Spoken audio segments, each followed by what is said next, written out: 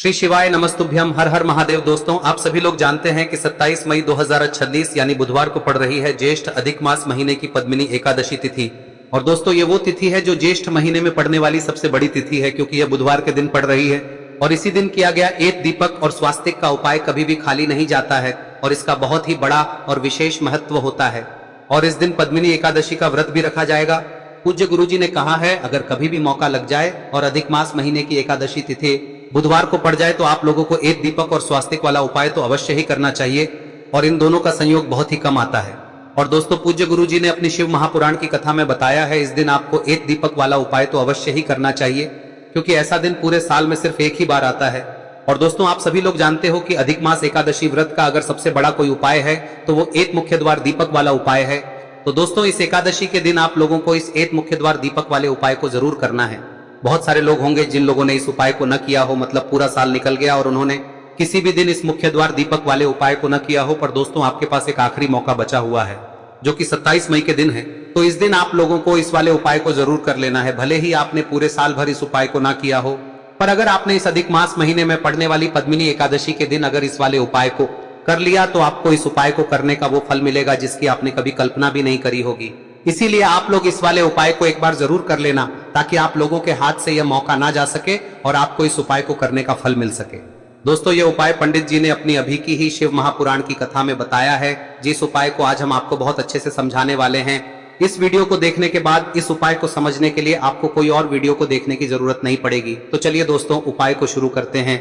देखिए, यह इस ज्येष्ठ महीने के बुधवार के दिन यह इतना खास होता है, इतना महत्वपूर्ण होता है। देखा गया है कभी कभी बड़े बड़े पूजा पाठ अनुष्ठान से जो मनोकामना पूर्ण नहीं होते, वो इस ज्येष्ठ महीने के एकादशी के दिन एक छोटे से उपाय करने से ही आपकी मनोकामना पूर्ण हो जाती है। और बहुत सारे लोगों ने इस उपाय को किया भी है और उनको इस उपाय को करने का फल भी जरूर मिला है। अगर आप लोग भी इस उपाय को बुधवार एकादशी के दिन करना चाहते हैं तो आप इस उपाय को पहले अच्छे से समझ लेना, सुन लेना, उसके बाद करना। आपको इस उपाय का फल जरूर मिलेगा। और इस उपाय को कर लेने से आपके घर में चाहे किसी भी प्रकार की दुख और समस्या क्यों ना चल रही हो, आपको उसका कारण भी नहीं पता है कि भाई यह समस्या किस कारण से चल रही है, उसका कुछ भी कारण हो सकता है, जैसे पितृदोष हो सकता है या किसी भी तरह का मंगल दोष भी हो सकता है। तो इस दिन आप लोगों को यह वाला उपाय कर लेना है। यह एक ऐसा उपाय है जिस उपाय को अगर किसी विशेष दिन पर किया जाए तो भाई उस विशेष दिन का जो है वह तो हमें मिलता ही मिलता है। पर हमने उस दिन पर इस उपाय को किया है तो हमें उससे भी बड़ा फल मिलता है, और फल बहुत जल्दी मिलता है, क्योंकि आप इस उपाय को बहुत ही बड़े और विशेष दिन पर कर रहे हो। तो चलिए अब उपाय के बारे में बात करते हैं, लेकिन उससे पहले आप लोगों को यह जानना आवश्यक है कि आखिर यह उपाय किस समय करना है, किसको करना है और कैसे करना है। तो चलिए हम आगे आपको वीडियो में एक एक करके बता देते हैं। लेकिन उससे पहले अगर आप लोग हमारे चैनल पर नए हैं तो हमारे चैनल को सब्सक्राइब कर लेना और इस वीडियो को लाइक करके कमेंट बॉक्स में श्री शिवाय नमस्तुभ्यम ओम नमः शिवाय जरूर टाइप कर देना। और अपने फायदे के लिए, गरीबी दूर करने के लिए इस वीडियो को पूरा देखकर जाना, तभी आपको लाभ की प्राप्ति होगी।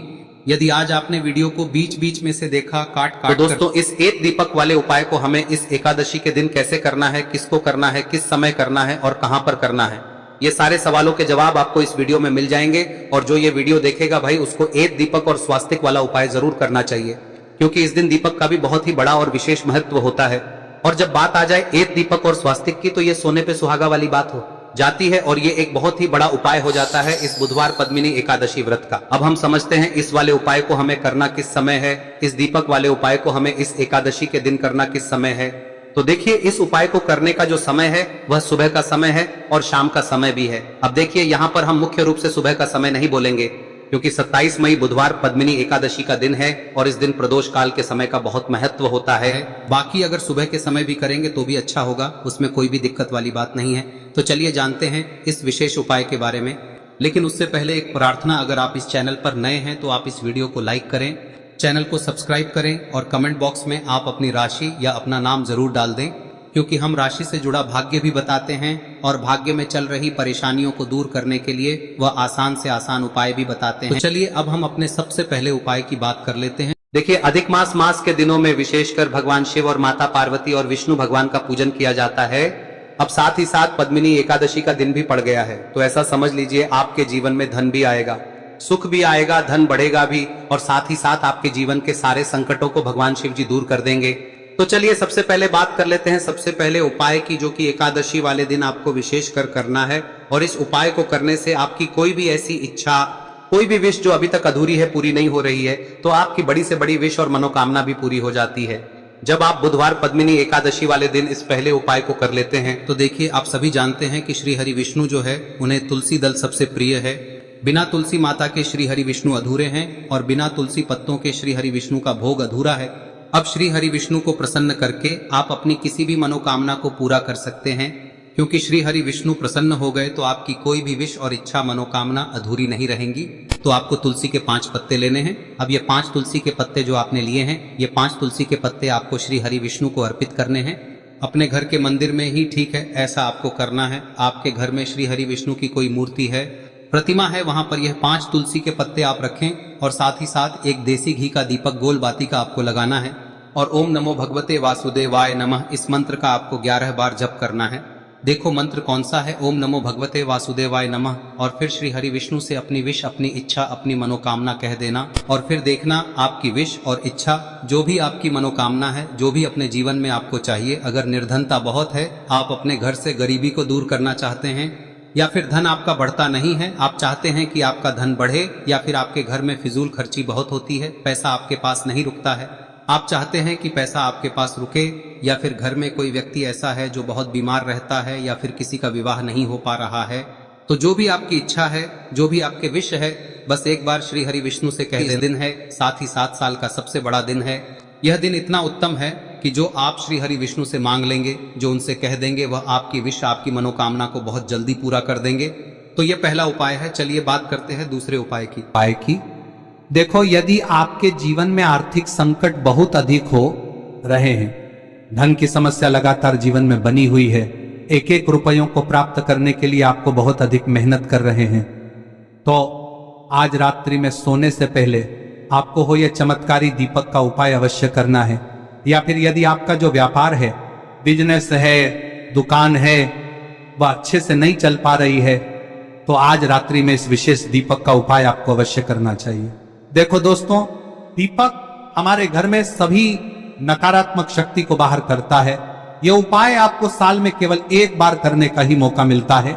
देखिए, इस उपाय के लिए आपको तुलसी जी की जो सूखी लकड़ी होती है उसे ले लेना है।